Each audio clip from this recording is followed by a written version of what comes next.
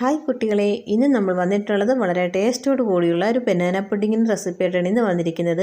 ഒരു പാൻ അടുപ്പിൽ വെച്ച് കൊടുത്ത ശേഷം അതിലേക്ക് നമുക്ക് 3 കപ്പ് പാൽ ഒഴിച്ച് കൊടുക്കാം. 250 ml കപ്പിൽ 3 കപ്പ് പാലാണ് ഞാൻ എടുത്തിരിക്കുന്നത്. അപ്പോൾ ഇതിൽ നിന്ന് നമുക്ക് അരക്കപ്പ് പാൽ എടുക്കാവുന്നതാണ്. അപ്പോൾ അല്ലെങ്കിൽ നിങ്ങൾക്ക് ആദ്യം 2.5 കപ്പ് പാലെടുത്ത ശേഷം അരക്കപ്പ് പാലിലേക്ക് നമുക്ക് 3 ടേബിൾ സ്പൂൺ കോൺഫ്ലവർ ഒന്ന് മിക്സ് ചെയ്താൽ മതിയാകും. അപ്പോൾ ഞാനിന്ന് അരക്കപ്പ് പാൽ എടുത്തിട്ടുണ്ട്. പാൽ ഒഴിച്ച് കൊടുത്ത ശേഷം നമുക്ക് ഫ്ലെയിം ഓൺ ചെയ്യാം. പാലൊന്ന് ചൂടാക്കി എടുക്കാം. ഇനി ഇതിലേക്ക് ആവശ്യത്തിനുള്ള പഞ്ചസാര ചേർത്ത് കൊടുക്കാം. ഞാൻ ഇതിലേക്ക് 4 ടേബിൾ സ്പൂൺ പഞ്ചസാരയാണ് ചേർത്ത് കൊടുക്കുന്നത്. നിങ്ങളുടെ മധുരത്തിന് ആവശ്യമായിട്ടുള്ള പഞ്ചസാര ചേർത്ത് കൊടുക്കുക.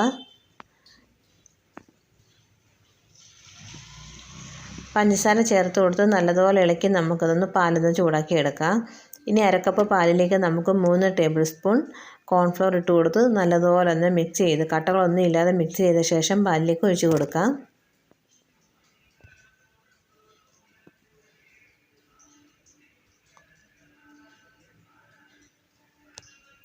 അപ്പോൾ കട്ടകളൊന്നും ഇല്ലാതെ നല്ലതുപോലെ ഒന്ന് മിക്സ് ചെയ്ത ശേഷം ഞാൻ ഈ ഒരു പാലിലേക്ക് ഒഴിച്ച് കൊടുത്തിട്ടുണ്ടായിരുന്നു. അതിൻ്റെ വീഡിയോ ഞാൻ എടുക്കാൻ വിട്ടുപോയി, ക്യാമറ ഓൺ ആക്കിയിട്ടില്ലായിരുന്നു.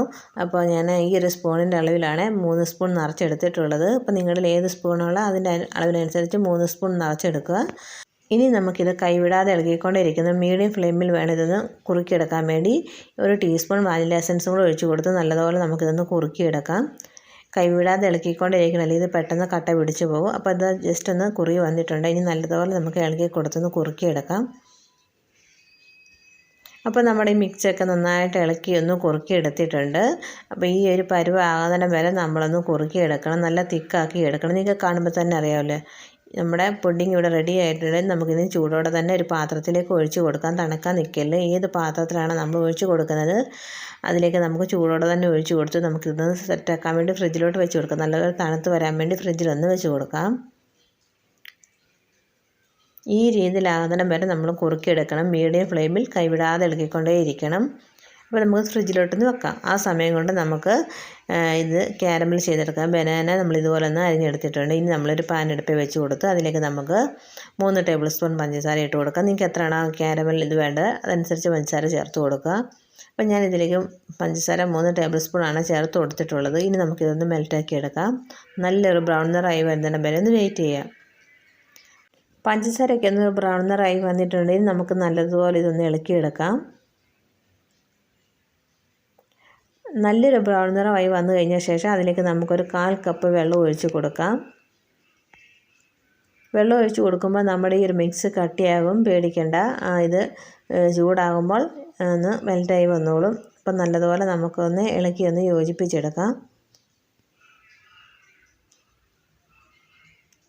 അപ്പോൾ നമ്മുടെ ഇവിടെ സിറപ്പ് റെഡിയായി വന്നിട്ടുണ്ട്. അതിലേക്ക് നമുക്കിനി ഈ ഒരു പഴം അരിഞ്ഞത് ചേർത്ത് കൊടുക്കാം. എന്നിട്ട് 2 മിനിറ്റ് ഇളക്കിയെടുത്ത ശേഷം നമുക്ക് നമ്മുടെ ഫ്രിഡ്ജിൽ വെച്ച പുഡിങ്ങിൻ്റെ മുകളിലേക്ക് ഒഴിച്ച് കൊടുക്കാവുന്നതാണ്.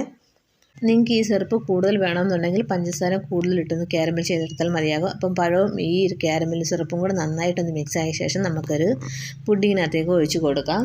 പുഡിങ് നല്ല സെറ്റായ ശേഷം മാത്രമേ നമ്മളിത് ഒഴിച്ച് കൊടുക്കാവൂ, അല്ലെങ്കിൽ നമ്മുടെ ഒരു പുഡിങ്ങിലേക്ക് ഇത് ഒഴിക്കുമ്പോൾ ഇത് താന്നു പോകും. അതുകൊണ്ട് പുഡിങ് സെറ്റായ ശേഷം മാത്രമേ നമ്മൾ ഈ ഒരു കാരമലിൻ്റെ ഈ ഒരു സിറപ്പിനകത്തിലേക്ക് ഒഴിച്ച് കൊടുക്കാവൂ. എന്നിട്ട് എല്ലാ വശവും ഇതുപോലെ ഒന്ന് നിരത്തി കൊടുക്കാം.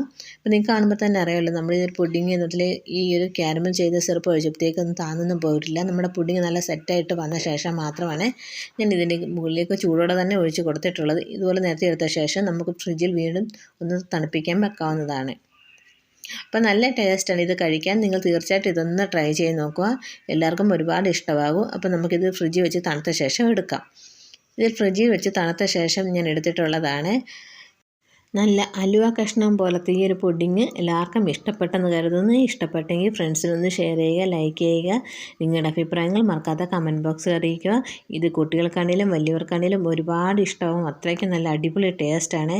നിങ്ങൾ പഴം കിട്ടുമ്പോൾ നിങ്ങൾ തീർച്ചയായിട്ടും ഇതുപോലൊരു പുഡിങ് ഒന്ന് ഉണ്ടാക്കി നോക്കുക. നിങ്ങൾക്ക് എല്ലാവർക്കും ഒരുപാട് ഇഷ്ടമാകും. വളരെ എളുപ്പമാണ് തയ്യാറാക്കിയെടുക്കാൻ. അതുപോലെ ഈ ഒരു പുഡിങ്ങിനകത്ത് ഈ ഒരു സിറപ്പ് കഴിക്കുമ്പോഴത്തേക്ക് എന്നാ ടേസ്റ്റാണെന്ന് അറിയാം. നല്ല സൂപ്പർ ടേസ്റ്റാണ്. ഇപ്പോൾ വീഡിയോ ആദ്യമായിട്ട് കാണുന്ന കൂട്ടുകാരുണ്ടെങ്കിൽ എൻ്റെ ചാനലൊന്ന് സപ്പോർട്ട് ചെയ്യുക, ലൈക്ക് ചെയ്യുക. നിങ്ങളുടെ അഭിപ്രായങ്ങൾ മറക്കാതെ കമൻറ്റ് ബോക്സിൽ അറിയിക്കുക. അപ്പോൾ വീണ്ടും ഒരു പുതിയ റെസിപ്പിയായിട്ട് നമുക്ക് വീണ്ടും കാണാം. താങ്ക്സ് ഫോർ വാച്ചിങ് ബൈ ഉണ്ണിക്കിച്ചൂസ് കറി വേൾഡ്. ബൈ.